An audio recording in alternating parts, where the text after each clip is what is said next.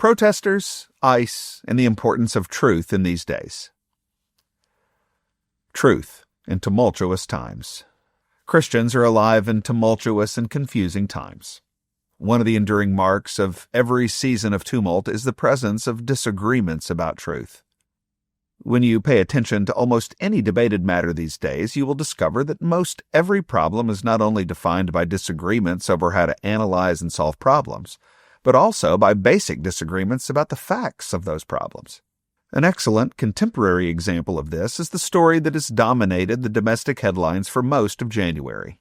It's the tragic story of a woman in Minneapolis shot and killed in her car by an agent of Immigration and Customs Enforcement on January 7th. Everyone can agree that the event happened and that any loss of life is always tragic. But after that, the agreement stops and wild disparities rage about the most basic facts of the event. Officials from the Trump administration claim the deceased woman was shot by the agent in a just use of deadly force after she weaponized her car against him and was attempting to run him down. Democratic officials have claimed the Trump administration is lying and that the driver was murdered by the ICE agent. On the one hand, such diametrically opposed accounts are maddening. It's very frustrating when elected officials and news outlets provide false reports that cloud the facts. On the other hand, such behavior is typical of all times of tumult and strife. Any time any society is going through a significant season of change and unrest, the nature of truth gets debated. Faithful Christians in these days must be defined by a passion for the truth. We need to be people who tell the truth, who expose lies, and who know how to distinguish truths from lies when listening to the reports of others. In days of dishonesty, Christians can start to distinguish truth from lies by knowing what the truth is not. What the truth is not. In these dishonest days, influencers on social media, reporters on cable news, hosts of popular podcasts, protesters in the street, government officials, and even our own families try to pass off lies as truth. Sometimes they do this on purpose, and other times they do it because they've been deceived themselves. Living in this world means learning to recognize at least three realities that clarify what the truth is not. Truth is not whatever you want it to be. Your desires don't make something true. Too many people are tempted to believe truth is established by what they desire. You can see this very clearly with the shooting in Minneapolis. If you want ICE to arrest and deport illegal immigrants, you are likely to be the kind of person who agrees that the agent's actions were justified. But if you do not want illegal immigrants arrested and deported, you're likely the kind of person who thinks the ICE officer is guilty of a crime. Whether the issue is ICE agents and protesters or a disagreement in your family kitchen, Christians must admit that our desires are not the arbiter of truth. We must learn that the pursuit of truth has nothing to do with the discovery of our personal desires, but with an embrace of objective facts. Truth is not what you most fear. Sometimes we believe information not because we want it to be true, but because we don't want it to be true. This is the opposite of what I just discussed. Our worst fears never make something true, and a spirit of pessimism cannot be admitted into evidence to establish the facts of a case. You may be one of millions that are fearful that illegal immigrants will overrun our country unless they are apprehended and deported by federal agents. Or you may be one of other millions that are fearful that the tragic shooting in Minneapolis is the first of many deaths to come if law enforcement officials are not reined in. Regardless of the side you are on, the presence of your fears is not enough to establish a fact. Christians must never allow our fears to deter us from an embrace of the truth. Truth is not who you love. Sometimes we believe information not because we know it's true, not because of what we want to be true, or even because of what we fear, but because we love the source of information that shared it with us. With the tragedy in Minneapolis, the vast majority of people who listened exclusively to officials from the Trump administration or who heard about the shooting on Fox News will believe that the ICE agent engaged in a defensible use of force. It is similarly obvious that people who listen to the Democratic governor of Minnesota, the Democratic mayor of Minneapolis, and who get their news about it from MSNBC will believe the ICE agent to be guilty of murder. Unfortunately, increasing numbers of news sources are seeking to drive up views, hits, likes, shares, and votes by telling their audience what they think they want to hear instead of reporting straight facts. This is a dangerous trend that underscores how cautious we must be before assuming we have all the facts after receiving information from only one source. We cannot construct an understanding of the truth built on our desires, our fears, or our loyalties. Instead, we must establish truth on biblical grounds. The biblical nature of truth. The truth must be defined by what is. Something is true when it conforms to reality. We tell the truth when we make statements that reflect the reality of a situation, and we tell lies when we make statements intentionally at odds with reality.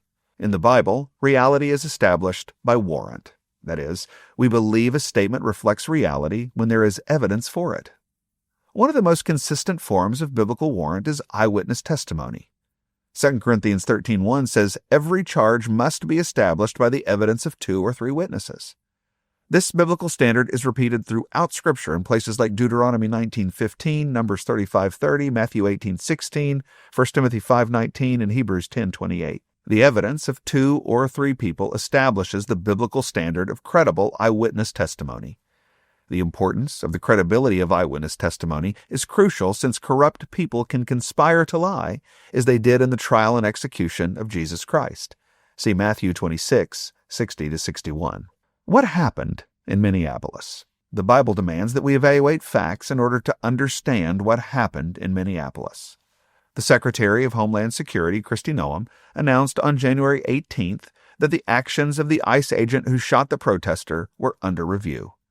Because Christians care about the facts, we'll want to leave room for any information from that investigation that may alter our conclusions. Having said that, enough facts are available right now to begin to establish reality. A just authority and a just cause.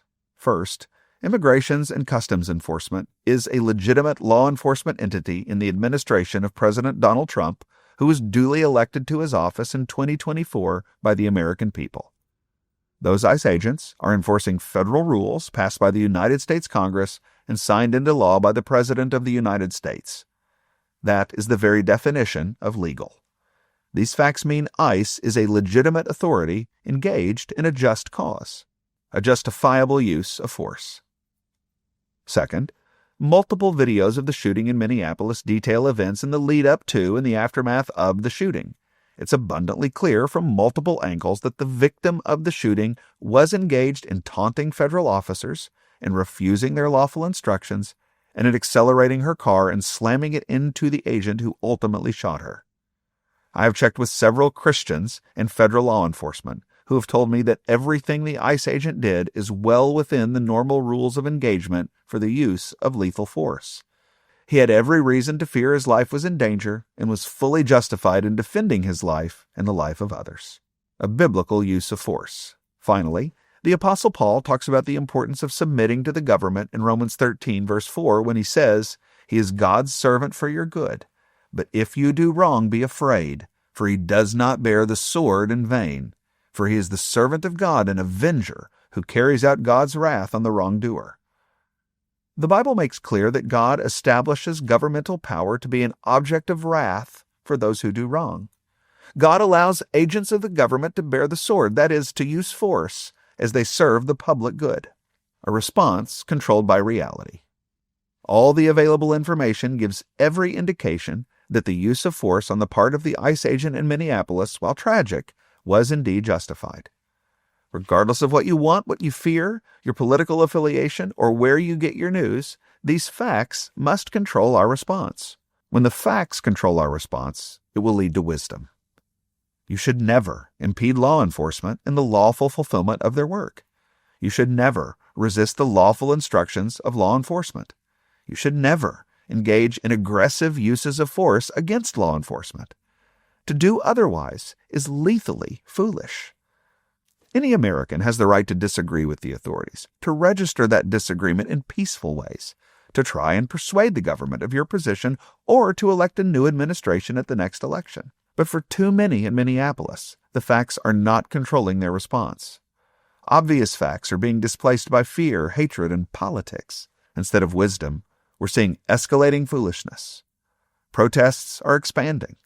On Sunday, a mob infiltrated a service of Christian worship, and the Trump administration is now considering deploying the National Guard to deter more violence. This is all going in a bad and very dangerous direction that will only see the increase of violence and death. That will be to the great misfortune not only of the people of Minnesota, but to our entire society. The heated situation in Minneapolis is at the crossroads of any number of conflicts related to immigration policy, the leadership of President Trump, the best way to protest, justifiable uses of force, the role Christians should play in our society, and many other realities.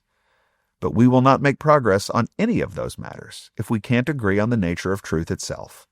In John 14:6, Jesus identifies himself as the very embodiment of truth.